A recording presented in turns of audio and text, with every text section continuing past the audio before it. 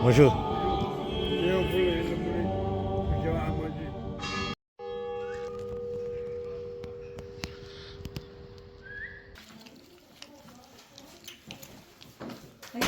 de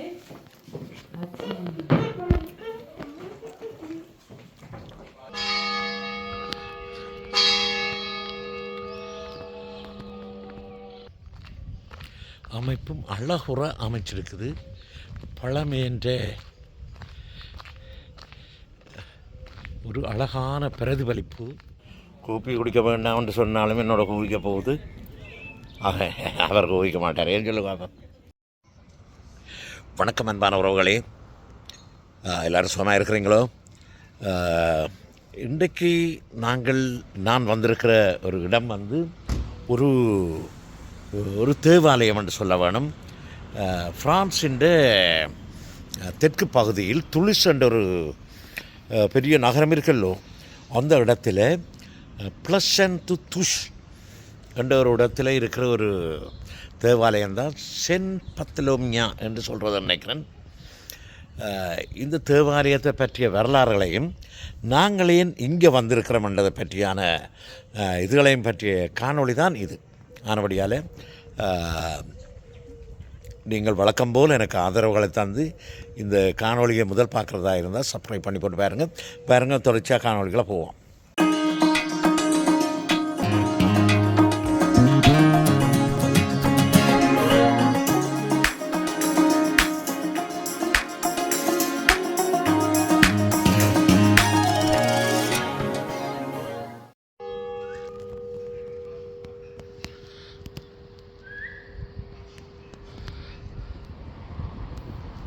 பாருங்கள், இவ்வளவு அழகாக செங்கல்லுகளால் செதுக்கி வச்சிருக்குது.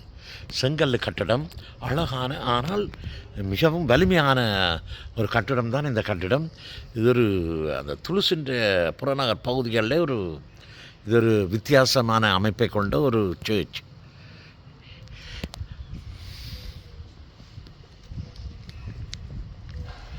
இது இந்த ஆலயத்தை சுற்றி இருக்கிற தெருக்கள், வளாகம். இதில் நிறைய மக்கள் குடியிருக்கிறார்கள்.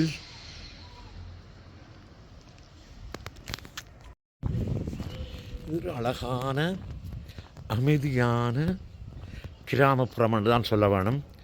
இதற்கு நான் பல தடவைகள் வந்திருக்கிறேன். என்னுடைய உறவு ஒருவர் இங்கே இருக்கிறபடியால் அடிக்கடி நான் விசிட் பண்ணுறது.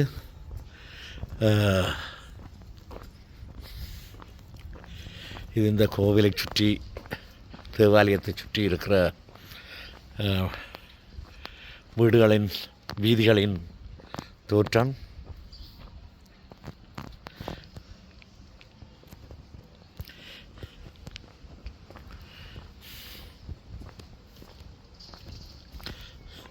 தேவாலயங்களிலே மிகவும் வித்தியாசமான ஒரு அமைப்பில் கட்டப்பட்ட ஒரு தேவாலயம் என்று தான் சொல்ல வேணும். இது 14ஆம் 15ஆம் நூற்றாண்டுகளில் கட்டப்பட்டதாக சொல்கிறார்கள். இங்கே அந்த துலுசில் வந்து ஒரு செங்கட்டிகள், சிவப்பு, ஒரு ரோஸ் கலரில் தான் அநேகமான வீடுகள், கூரைகள் எல்லாம் இருக்கும். அந்த அமைப்பை நினைவில் வச்சு கொண்டு தான் இந்த தேவாலயத்தையும் உருவாக்கி இருக்கிறார்கள் என்று நினைக்கிறேன். பாருங்க, தேவாலயத்துக்கு உள்ளுக்கு போய் பார்ப்போம். இங்கே இன்றைக்கு ஒரு என்னென்னு சொன்னால், இன்றைக்கு ஒரு ஞானஸ்தானம், திருமுழுக்காட்டுதல் நடக்க இருக்கிறபடியால் அந்த இதுக்குத்தான் வந்திருக்கிறேன். கோயிலுக்குள்ளுக்கு எனக்கு அனுமதி தருவார்களோ தெரியாது.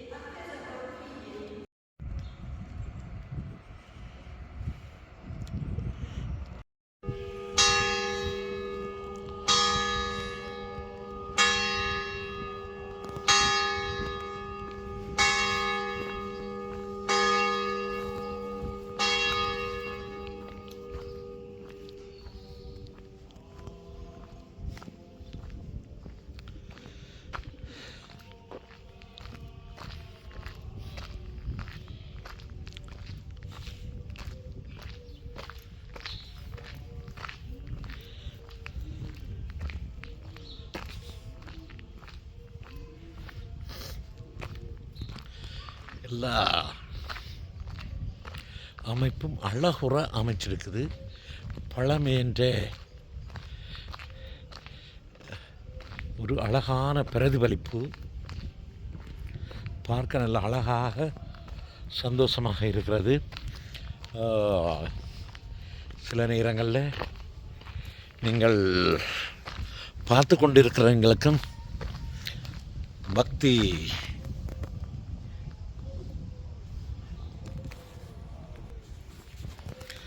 பார்த்து கொண்டிருக்கிறவங்களுக்கும் பக்தி பரவசம் ஏற்படும். அழகான குடியிருப்புகள், மரச்சோலைகள்,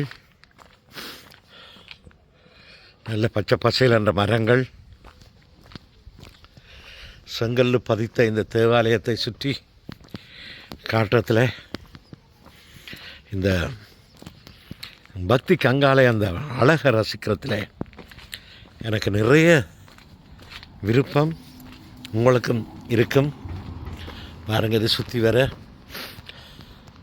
கோயிலை திருவாலயத்தை சுற்றி கும்பிட்றானோ என்னவோ தெரியாது. உங்களுக்கு இந்த தேவாலயத்தை சுற்றி காட்டுறேன். பாருங்கள், இந்த என்ன மாதிரி அழகிற இதுகளெல்லாம் இந்த உண்மையான மரங்கள் மாதிரி தெரியல, செய்து வச்ச மரங்கள் மாதிரி இருக்கு. என்ன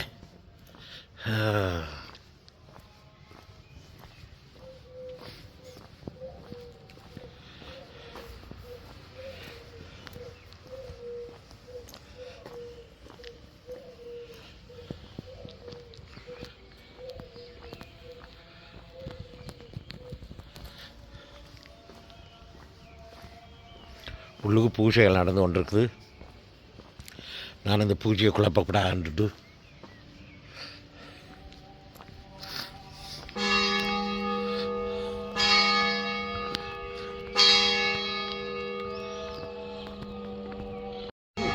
மஷு Eu pulei, eu pulei. Porque eu amo de. சரி.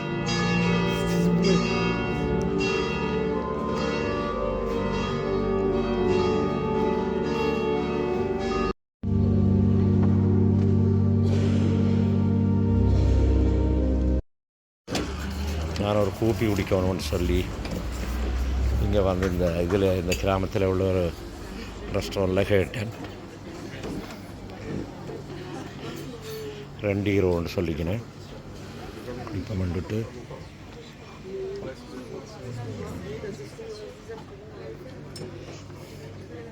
ஆட்டில் இருந்து சாப்பிட்டு கொண்டிருக்கிறேன். மெஸ்ஸி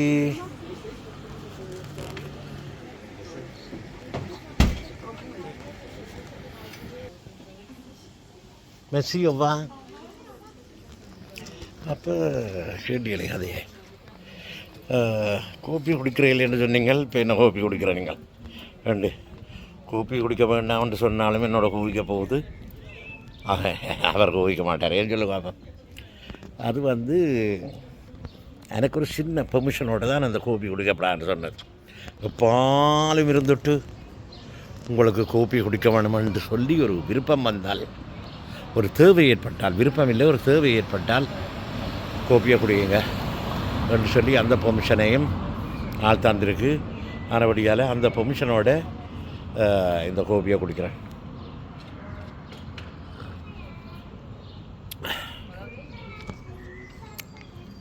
கொஞ்சம் களைப்பு, அதில் நிறைய நேரம் என்னால் இருக்க முடியலை. சரியான வலிக்கிட்டு வந்து ஒரு காஃபி வேண்டி குடிப்பேன் வந்துட்டு குடிக்கிறேன். சரிங்களா? இது ஒரு அந்த தெருவோடு சேர்ந்த ஒரு பக்கம்தான், அந்த தேவாலயத்தோடு சேர்ந்த இன்னொரு பக்கம். சில மக்கள் அந்த அந்த பூசைகள் முடிஞ்சு வெளியில் போகுனேன். அப்போ பாருங்கள், சனம் எல்லாம் வெளியில் வந்து விடுது. நான் நினைக்கிறேன் நான் என்ன காணையிலேருந்து தேடி வந்திருக்கேன். இல்லை, அப்படி இல்லை. அந்த பூஜைகள் முடிஞ்சு வெளியில் வந்திருக்கிறேன். பாப்பா போய் கேட்பான் என்ன செய்ய போகிறேன்னு சொல்லி.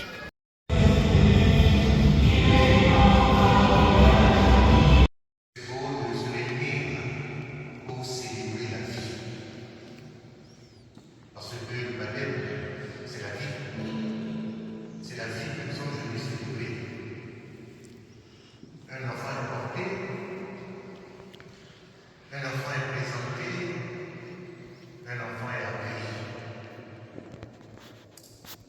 Mais en réalité, chers amis, chers frères et sœurs, ce n'est pas seulement dire dernier gloire à Dieu.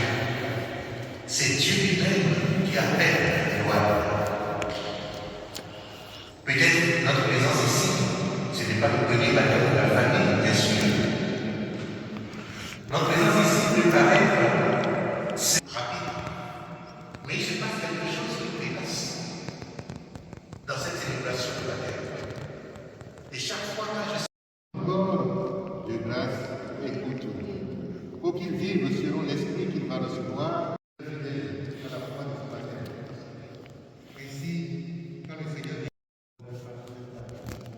bon, d'accord, c'est ça que j'ai laissé l'expression.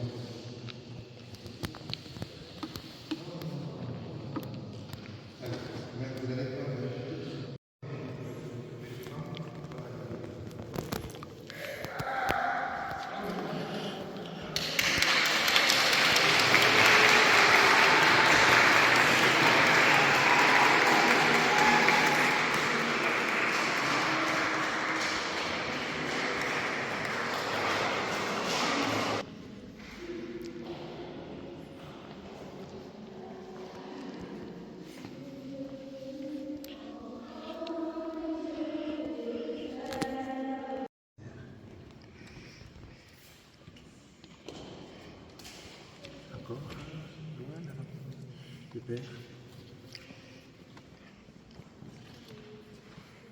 la mer.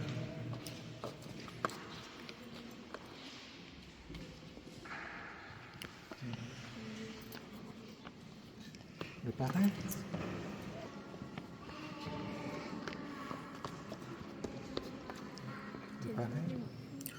ஓம் திருமுழுக்காட்டு இனிதே சிறப்பாக நடைபெற்று முடிந்தது. சில காரணங்களால் நான் முழுமையாக அந்த காணொளியை உங்களுக்கு தர முடியவில்லை. அப்படியே நாங்கள் இதை முடித்து கொண்டு இந்த அழகிய கிராமத்தின் அழகை ரசித்து கொண்டு ஒரு சின்ன சுற்றி கொண்டு அந்த கிராமத்தை சுற்றி அப்படியே நாங்கள் என்ன செய்தோம் சொல்லுங்க பாப்போம்.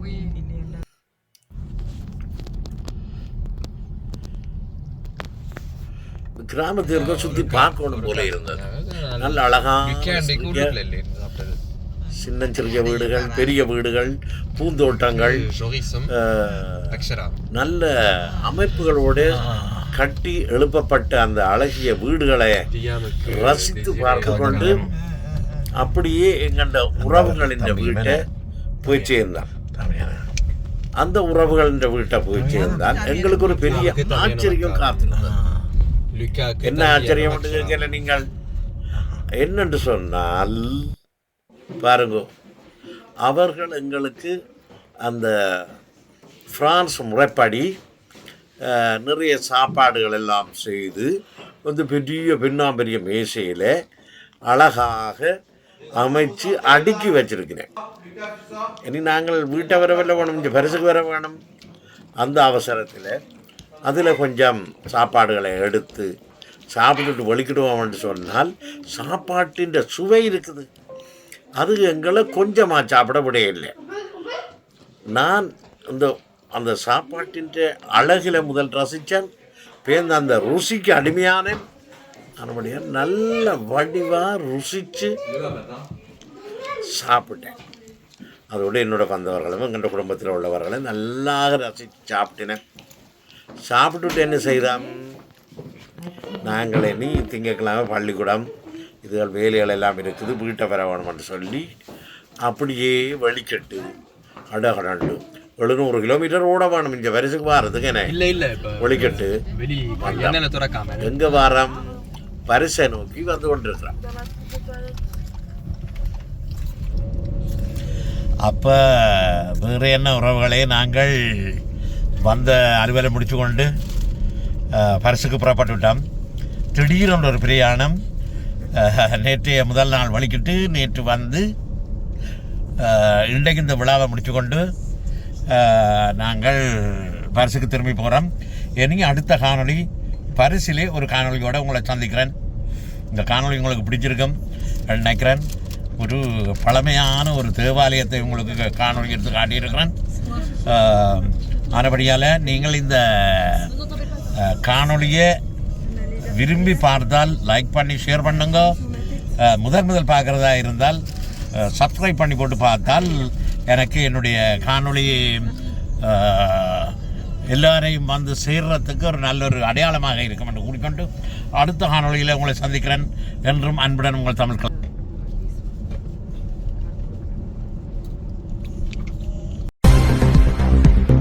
தமிழர் தாயகத்தில் மக்களது பாராட்டுக்களை பெற்ற பொம்மை எனும் திரைப்படம் பிரான்சில் திரைக்கு வருகின்றது.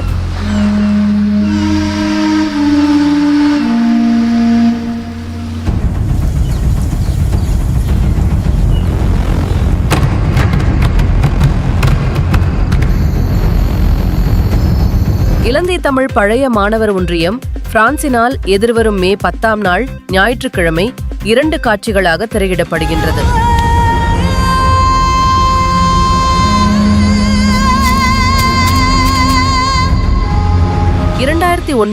போருக்கு பிந்திய தமிழர் தாயகத்தின் கள யதார்த்தத்தை சமரசமின்றி வெளிப்படுத்திய திரைக்காவியமாக இத்திரைப்படம் அமைந்துள்ளது என தெரிவிக்கப்படுகின்றது.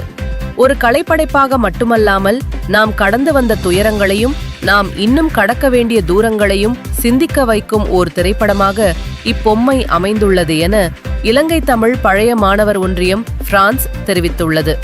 இத்திரையீட்டின் வருமானம் தமிழர் தேசத்தின் நலனுக்கு மட்டுமே செலவிடப்படும் எனவும் இலங்கை தமிழ் பழைய மாணவர் ஒன்றியம் பிரான்ஸ் தெரிவித்துள்ளது.